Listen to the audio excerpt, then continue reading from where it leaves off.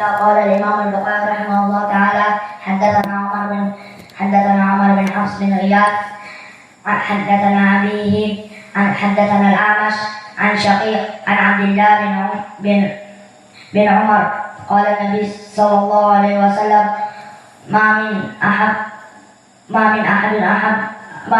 أغير من الله من أجل ذلك حرم الفواحش وما أحد أحب إليه من المدح من الله.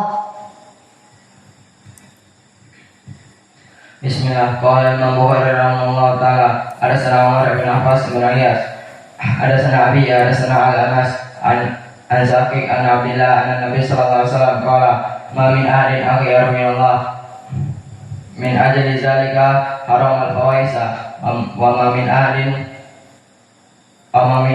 ahabba ilaihi al-madhu min Allah. Bismillah. Qala Imam Bukhari rahimahullah taala, حدثنا عمر بن عباس بن قياس حدثنا أبي حدثنا الأعمش عن شاكر عن عبد الله عن النبي صلى الله عليه وسلم قال ما من أحد أغير من الله من أجل ذلك حرم الفواحش وما أحد أحب إليه المدح من الله.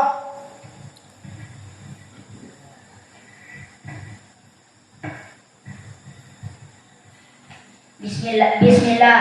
Qala al-Imam Bukhari rahimahullahu ta'ala haddatsana Umar bin Hafs bin Iyas haddatsana Abi haddatsana Al-Amas an Syaqiq an Abdillah an Nabi sallallahu alaihi wasallam qala ma min ahadin aghyaru min Allah min ajli dzalika haramal fawahisha wa ma ahadun ahabba ilaihi al-madhu min Allah. Jika dia mendapatkan tamu, dia akan kenyang. Qala As-Sukari, ma syabi'tu mundu salasin sana illa an yakuna li dhaif. Aku terus-menerus dalam keadaan makan pas-pasan, tidak pernah kenyang kecuali di saat aku mempunyai tamu. Maka dia mempunyai tamu, dia sembelih kambing. Dia mempunyai tamu, dia sembelih untanya jika dia punya, ataupun sapi. Kita tidak punya kambing, hanya punya ayam, ya sembelih ayam, tidak apa-apa. Maka di sini ikramu dhaif. As-Sukari adalah orang yang karim, dan dari keutamaan beliau, jika beliau menjenguk orang yang sakit, bukan hanya menjenguk, hakul muslim ala muslim iyadatul marid, hak muslim atas yang lainnya menjenguk saudaranya, dia tidak cukup dengan itu. Dia akan membawa daftar dan menulis berapa biaya perawatan yang dibutuhkan jika diopname temannya ini, tetangganya ini, muridnya ini diopname. Maka butuh berapa perawatan? Perawatannya butuh untuk demikian dan demikian, biaya opname dan biaya pengobatan 3 juta. Ya sudah, dia sisipkan 3 juta rupiah misalnya kepada yang sakit tersebut untuk membayar biaya perawatan. Dan di beberapa riwayat bahkan ditulis untuk anak dan istrinya berapa hari ditinggalkan suaminya sakit sehingga tidak bisa bekerja, maka ini untuk nafkah anak dan istrinya. Inilah akhlak dari alim ulama. Bukan kalau dia alim harus ditakuti. Aku segan sama Ustadz Fulan, kenapa? Tukang marah, ngamuk-ngamuk, nanti aku kena juga getahnya. Tidak, terkenal dengan akhlak As-Sukari. Kalau Ustadz yang ma'ruf dengan ngamuk-ngamuk dan panas, kita lakoni dengan si cabai rawit mungkin. Karena tiap orang takut padanya. Kalau dia lagi pusing ngamuk, maka ngamuk-ngamuk kepada murid-muridnya. Kita lakoni dengan si cabai rawit misalnya. Tapi di sini dilakoni dengan As-Sukari, maka dia bagaikan candy yang manis akhlaknya. Dan bahkan di saat tetangganya yang dekat dengan As-Sukari, Muhammad ibnu Maimun ini ingin menjual rumah karena butuh. Kemudian disebutkan harga rumah kamu berapa?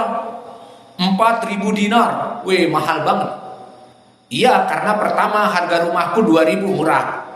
Namun tetanggaan dengan imam muhaddis akhlaknya mulia, itu harga lain. Lihat bagaimana orang ini ingin menjual rumahnya 4.000 dinar, 4.000 keping emas, mahal.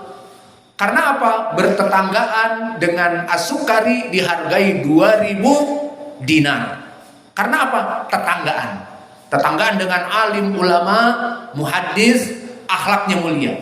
Paling sedikit jika dia sakit akan dijenguk, dibayar biaya perawatan. Maka di sini keutamaan dari Muhammad ibnu Maimun As-Sukari, dan dia di Tabaqah As-Sabi'ah, di Tabaqah yang ketujuh. Maka beliau di Tabaqah yang ketujuh adalah dari ru'us itba at-tabi'in. Maka beliau sama dengan Imam Ahmad, sama dengan Imam Malik dan Sufyan Ats-Tsauri dan Waddah Al-Yashkuri, Abu Awanah dan Syu'bah ibn al-Hajjaj dan Laits ibn Sa'ad dan yang lainnya. Dan derajat beliau adalah As-Sukari ini siqatun fadil, siqah dan akhlaknya mulia. Maka banyak dari para muhaddisin menyebutkan seorang rawi dari hafalan dan akhlaknya, karena akhlak itu penting. Jadi tidak seperti di zaman sekarang, ada orang dai sunni salafi keras kepada manhaj, namun akhlaknya hancur, kemudian dibela. Si fulan ibnu fulan itu akhlaknya rusak ya, muamalah dengan muridnya, dengan ustadz-ustadz yang lain serampangan, mudah mencela dan menjauhkan manusia dari sunnah. Oh, jangan sembarangan, dia ashabul manhaj, dia manhajnya sangat keras.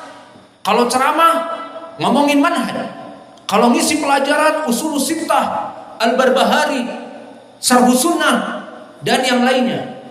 Dan bahkan dia dikenal oleh masyayikh kibar, masyayikh ahli sunnah, Syekh Rabi, Syekh Muhammad bin Hadi, Syekh Ubaid al-Jabiri, semuanya ahlul manhaj. Namun akhlaknya nol, kotor, zero, di bawah dari 0 Celcius. Maka tidak seperti itu. Maka oleh sebab itu para ulama terdahulu memuji beliau di atas siqah, padahal akhlaknya mulia dan hafalannya siqah. Maka digelari dengan siqatun fadil, menandakan bahwa akhlak mempunyai pengaruh di dalam pujian. Kenapa? Karena memang tujuan seseorang menuntut ilmu untuk memperbaiki akhlaknya. Karena Nabi telah diutus untuk itu, seperti hadis yang diriwayatkan oleh Imam Ahmad dan yang lainnya. Bu'istu li utamima makarimal akhlaq. Aku diutus untuk menyempurnakan akhlak-akhlak yang mulia. Nabi diutus untuk menyempurnakan akhlak yang mulia, maka akhlak di atas segalanya. Dan para salaf terdahulu disebutkan dari Mujahid dan yang lainnya, ta'allamtul akhlaq qoblal ilm, qoblal hadis. Maka aku mempelajari akhlak, duduk dengan ulama mempelajari akhlak, bagaimana Imam Ahmad akhlaknya, bagaimana Imam Malik akhlaknya. Baru setelah itu aku mencatat hadis darinya. Dan dikatakan oleh Imam Mujahid di zamannya, jika ada si fulan ibnu fulan alim ulama, maka nangduru ila sumtihi. Kami melihat kepada akhlaknya. Jika akhlaknya baik, kita ambil hadisnya. Jika akhlaknya buruk, meskipun hafal 1000 hadis, kita tinggalkan. Karena akhlak itu yang menjadi poin. Berbeda dengan mizan di zaman sekarang.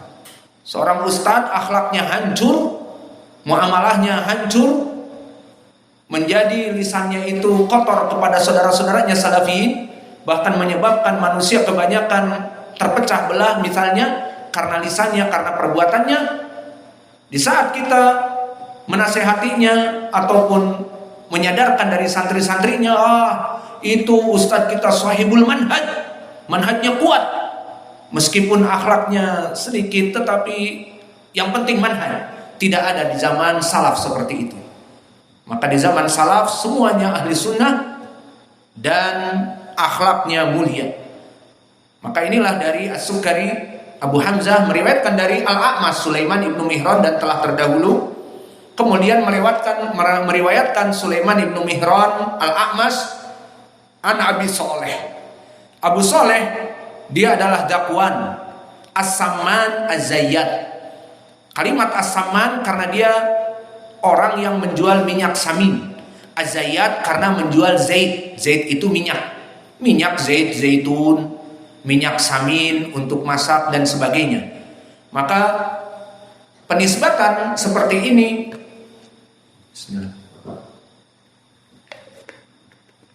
dilaporkan kepada para ulama seperti Al-A'mash yang pandangannya kurang jelas, dan Az-Zayyat si tukang minyak.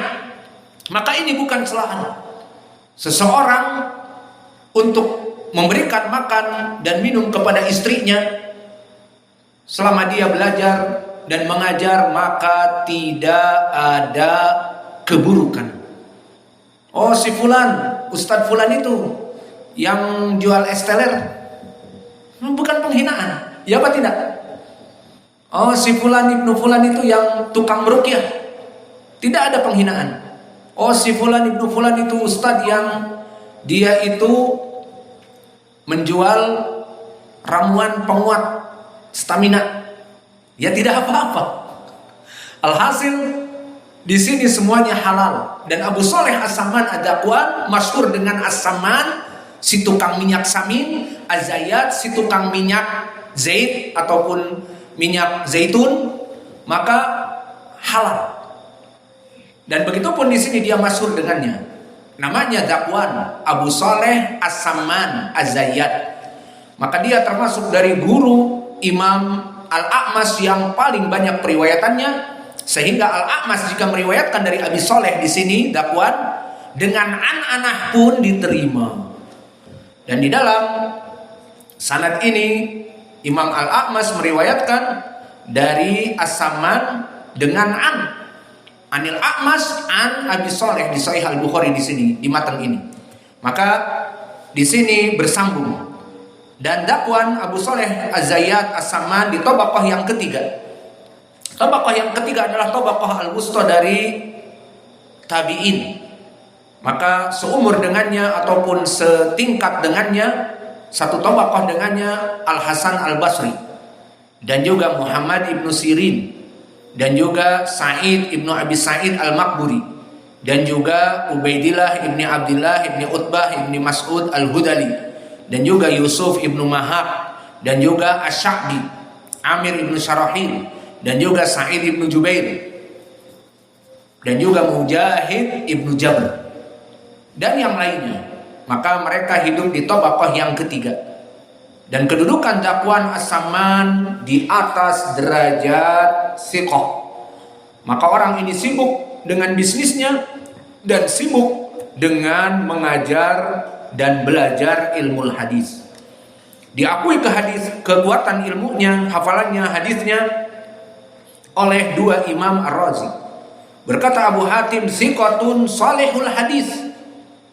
Dan dikatakan oleh Abu Zur'ah, siqatun mustaqimul hadis. Maka dipuji